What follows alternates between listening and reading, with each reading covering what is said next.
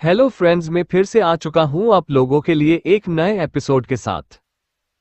तो hello guys, मैं हूं राज और आप लोग देख रहे हैं राज द स्टोरी।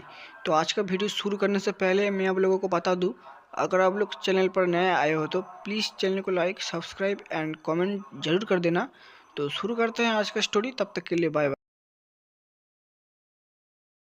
CH-210 शॉर्टकट शौर्य। प्रधानाचार्य को रख में मिलाने के बाद अब पूरा शंभाला कली के प्रभाव से मुक्त हो चुका था। शौर्य ने फिर भी इसकी जांच करने के लिए सिस्टम से कहकर पूरे डायमेंशन को चेक करने के लिए कह दिया। सिस्टम ने भी कुछ ही पलों में इसकी जांच करके उसकी रिपोर्ट शौर्य को दे दी।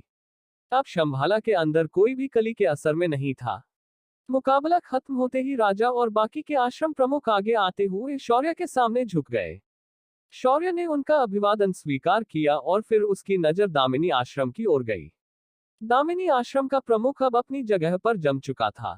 उसने जो मंजर इस वक्त मैदान पर देखा था वो किसी सपने से कम नहीं था। शौर्य, जिसे उसने एक बच्चा समझकर उसका मजाक उड़ाया था, वो इतना खतरनाक था कि उसके एक ही वार में उसका आश्रम जड़ से नष्ट हो सकता था। तभी उसके कानों पर शौर्य की आवाज सुनाई दी। आश्रम प्रमुख, मुझे लगता है कि आपके पूर्व प्रमुख के मरने के बाद भी आप जानबूझकर गुरुकुल के आदेश को मानने से इनकार कर रहे हैं। ये सुनकर आश्रम प्रमुख तुरंत अपनी जगह पर खड़ा हो गया और शौर्य के सामने सीधा लेट गया और बोला, महामहिम, मुझे माफ कीजिए, मैं नासमझ था जो मैंने आपके आदेश की अवमानना की। कृपया आप मुझे एक मौका दीजिए, मैं सब कुछ सही करके दिखा दूंगा। दया कीजिए महामहिम। उसकी विनती सुनकर शौर्य ने अपनी आंखें छोटी की और बोला, तुम लोग लगता है कुछ ज्यादा ही टेढ़े हो जो तुम्हें मेरी सीधी बात समझ नहीं आई। कोई बात नहीं, अपना एक पैर और एक हाथ यहाँ काट कर रख दो और कल ही अपने आश्रम का विलय गुरुकुल में कर दो और मुझे कुछ भी नहीं सुनना। शौर्य का फैसला सुनते ही आश्रम प्रमुख पहले तो थोड़ा हिचकिचाया, पर उसे पता था कि ये तो बस मामूली सजा थी, क्योंकि शौर्य का आदेश ना मानना यानी सीधे मौत ही थी। उसने अपनी तलवार को निकाला और अपने ही एक हाथ से अपना पैर और एक हाथ काट दिया। उसे असहनीय दर्द की अनुभूति हुई, पर उसने दांत पीसते हुए दर्द को सहन किया। जब वह ज्यादा खून बहने से बेहोश होने वाला था, शौर्य आगे आया और उसके टूटे हुए हाथ को पकड़कर उठाया और आश्रम प्रमुख को देखते हुए बोला, आज के बाद जिंदगी में कभी भी किसी को कम मत आंकना, वरना अगली बार पता नहीं सिर ही काट कर देना ना पच जाए। इतना कहते हुए शौर्य नीचे उसके नजदीक बैठा और उसके हाथ को कटे हुए जगह पर रखा और एक गोली आश्रम प्रमुख के मुंह में डाल दी। अगले ही पल उसके कटे हुए हाथ की जगह पर उसे गर्मी महसूस हुआ और फिर उसका कटा हुआ हाथ उसके शरीर से जित गया। फिर शौर्य ने उसका कटा हुआ पैर भी इसी तरह जोड़ दिया। हाथ पैर जोड़ने के बाद शौर्य व्यापार रुका नहीं और सीधा पहली पहाड़ी की ओर निकल गया। शाम के समय सभी शंभाला के लोग पहली पहाड़ी पर एकत्रित हो गए। इस वक्त शौर्य ने प्रधानाचार्य का चोगा पहना हुआ था और वह इसमें बहुत ही अजीब देख रहा था, क्योंकि सभी ने एक बूढ़े इंसान को इस चोगे में देखा था, पर उनके सामने खड़ा प्रधानाचार्य एक बच्चा था। शौर्य ने सबसे पहले उन सभी का आने के लिए धन्यवाद किया। इस वक्त मंच पर राजा और बाकी के प्रमुख अतिथि उपस्थित थे। इसमें एक लड़की सभी का ध्यान सबसे ज्यादा कहर ढहा रही थी। ये अद्विका थी, जिसने इस वक्त लाल रंग की साड़ी पहनी हुई थी। उसने एक सुहागन का श्रृंगार किया हुआ था। इस वक्त सभी की नजरों में वह किसी देवी से कम नहीं लग रही थी।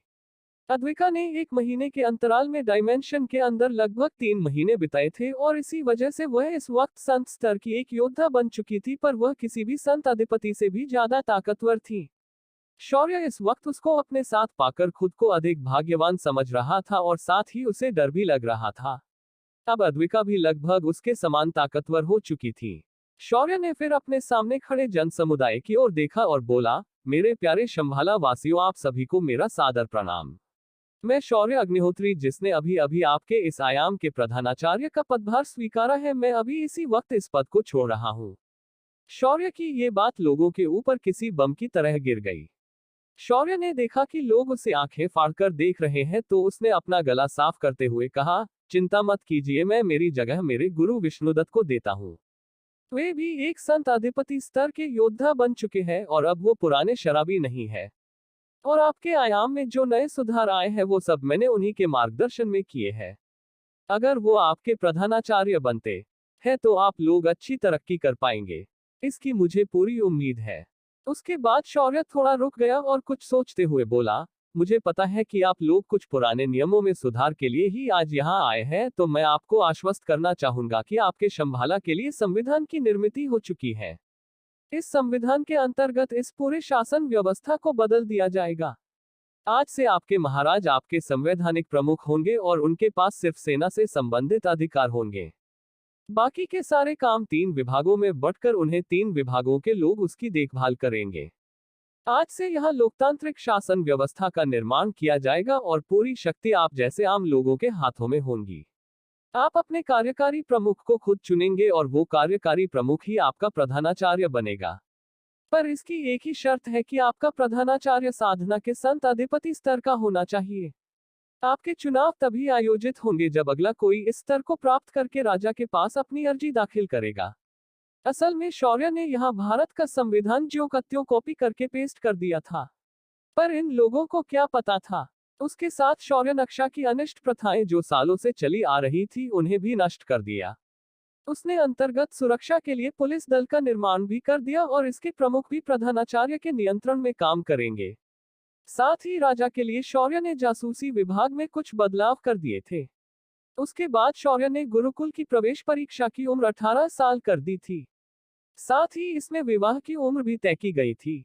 शौर्य ने बाकी के नियम भारतीय संविधान के अनुसार बना दिए थे। उसके बाद शौर्य ने अनुसंधान विभाग से उत्तीर्ण होने का नियम भी बना दिया और इस विभाग की भी सामान्य कक्षाएं शुरू कर दी। पर उसके पहले उसने कई सारे नए उपकरण बनाने का ज्ञान विभाग प्रमुख के दिमाग में सीधा ट्रांसफर कर दिया। इस वक्त अनुसंधान विभाग को गुरुकुल का सबसे महत्वपूर्ण अंग भी माना जा सकता था। साथ हो हथियार विभाग में अब नए नए तरीके की बंदूकें बनाई जा रही थी, पर इनमें गोलियों की जगह साधक की ऊर्जा का उपयोग होने वाला था। नए वाहन और उनके डिजाइन भी शौर्य ने अनुसंधान विभाग के लोगों को दे दिए थे। साथ ही आम शिक्षा पद्धति में भी अमूलाग्र बदलाव शौर्य ने कर दिए थे। शौर्य ने प्राथमिक शिक्षा को मुफ्त कर दिया था। प्रतिभा के आधार पर गुरुकुल में प्रवेश लेने का अधिकार सभी को मिला था। साथ ही गुरुकुल के अंदर समता का नियम भी बनाया गया था।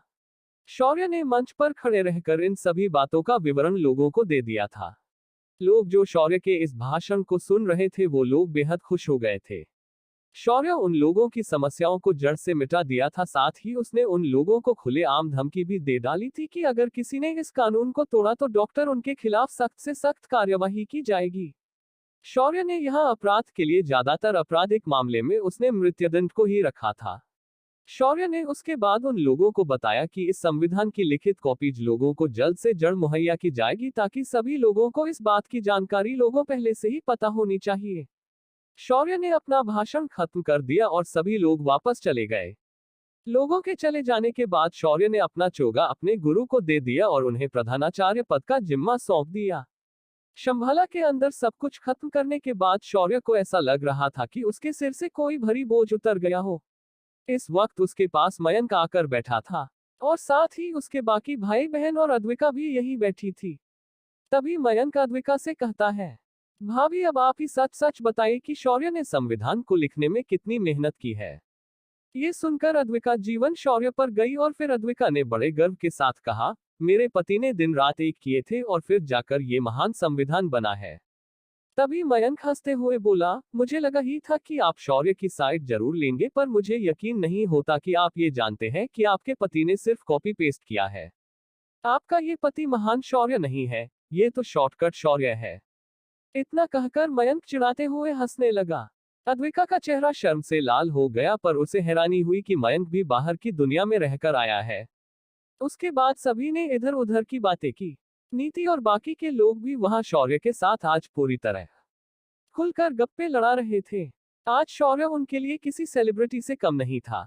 शंभाला के अंदर के काम निपटाने के बाद शौर्य ने सारी जिम्मेदारी राजा और उसके गुरु विष्णुगुप्त के हाथों में दे दी और उसके बाद वह अद्विका और नागशिखा को साथ लेकर वहां से बाहरी दुनिया में चला गया। जब शौर्य बाहर की दुनिया में आ गया उस वक्त दोपहर का समय था। सर्दी का मौसम पीक पर पहुंच चुका था, पर फिर भी मुंबई में ठंड बिल्कुल भी नहीं थी। गीतांजलि कॉरपोरेशन के मेन ऑफिस के बाहर एक लाल रंग की फरारी कार खड़ी थी और उसके आसपास रिबन बांधी गई थी। उसे देखकर कोई भी कह सकता था कि ये किसी के लिए लाई गई गिफ्ट है। उस कार के सामने एक सफेद ब्लेजर पहने एक हैंडसम लड़का खड़ा था। वहां आने जाने वाली सारी लड़कियां उसे घूर घूर कर देख रही थी, मगर वह लड़का उन लड़कियों को देख भी नहीं रहा था।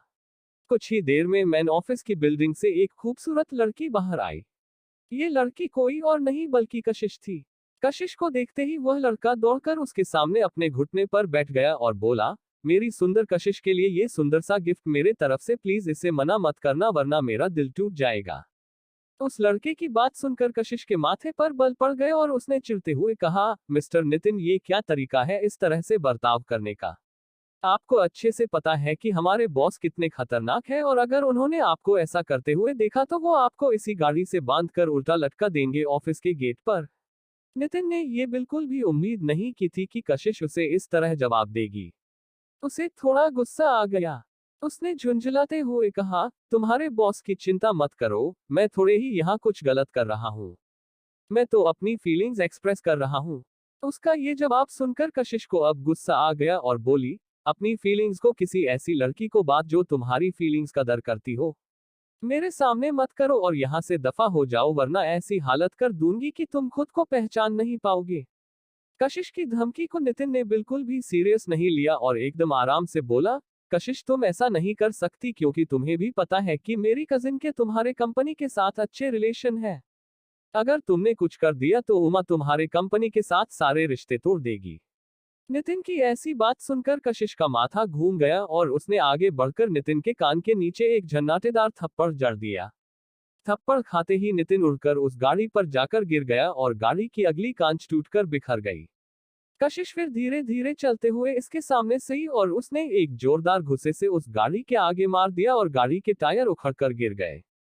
ये सीन किसी साउथ मूवी की तरह लग रहा था, जहां हीरो एक ही लात में गाड़ी को तोड़कर रख देता है। नितिन की हालत अब खराब हो चुकी थी। कशिश ने नितिन को देखा और बोली, तुम अभी भी बच्चे हो, तुम्हें पता होना चाहिए कि ये गीतागली कॉरपोरेशन है। यहाँ हम दूसरों को धमकाते हैं, दूसरे हमें नहीं धमका सकते। अब अपनी ये खटारा उठाओ और निकल जाओ यहाँ से वरना ऐसी मार मारूंगी कि जिंदा बाहर किसी लड़की को आंख उठाकर देख नहीं पाओगे। कशिश का ये रवैया देखकर नितिन के सर पर जो प्यार का भूत सवार हुआ था वो उतरकर अब भाग चुका था। उसके सामने कशिश एकदम से सनी लियोन से सनी देओल बन गई थी। तभी वहां पर शौर्य और अद्विका नागशिखा के साथ पहुंच जाते हैं। इस बार शौर्य घर जाने की बजाय सीधा ऑफिस आ चुका था। शौर्य ने जब नितिन को गाड़ी के ऊपर जख्मी हालत में पड़ा देखा और उस गाड़ी की ऐसी हालत देखी तो उसे सारा मामला समझने में देर नहीं लगी। शौर्य ने उसे देखकर कहा, लगता है इस प्यार में अंधे आशिक का कोई जबरदस्त एक्सीडेंट हुआ है। भगवान इसे लंबी उम्र दे। जब कशिश ने शौर्य की आवाज सुनी तो वह तुरंत पलट गई और शौर्य के पास दौड़कर आई। शौर्य को एक पल के लिए लगा कि ये लड़की कहीं उसके गले ना लग जाए, पर तभी कशिश की रफ्तार कम हो गई और वह पूरी रिस्पेक्ट के साथ शौर्य से बोली, गुड आफ्टरनून बॉस, मैं बहुत खुश हूं कि आप वापस आ गए हैं। शौर्य ने भी उसे मुस्कुराते हुए कहा, मुझे भी तुम्हें देखकर अच्छा लगा। वैसे ये नमूना कौन है और इसकी मरम्मत किसने की? शौर्य का सवाल सुनकर कशिश के गाल एकदम से लाल हो गए और वह शर्माते हुए बोली, ये नितिन ठाकुर है, उमा ठाकुर के बड़े चाचा के बेटे। ये उमा के साथ कुछ दिनों पहले यहाँ आया था, तब से मेरे पीछे पड़ा था, पर उसकी इन हरकतों के वजह से आज मेरा दिमाग खराब हो गया और अब इसकी ये हालत है। ये सुनकर शौर्य ने हाँ में गर्दन हिलाई और बोला, गार्ड्स इस कचरे को डंपिंग ग्राउंड में फेंक कर आओ, ये हमारी कंपनी की सुंदरता को खराब कर रहा है। शौर्य का ऑर्डर मिलते ही गेट पर खड़े गार्ड्स ने आकर नितिन को उसके कार के कचरे के साथ उठाया और उसे वहां से लेकर चले गए। कशिश ने एक राहत की सांस छोड़ी और शौर्य के साथ वापस बिल्डिंग में चली गई। अब क्या नया पंगा शौर्य का इंतजार कर रहा है? क्या शौर्य इस बार अब सीधा कली के पीछे जाने वाला है? अब कौन बनेगा शौर्य का अगला टारगेट? क्या होगा उमा ठाकुर का रिएक्शन?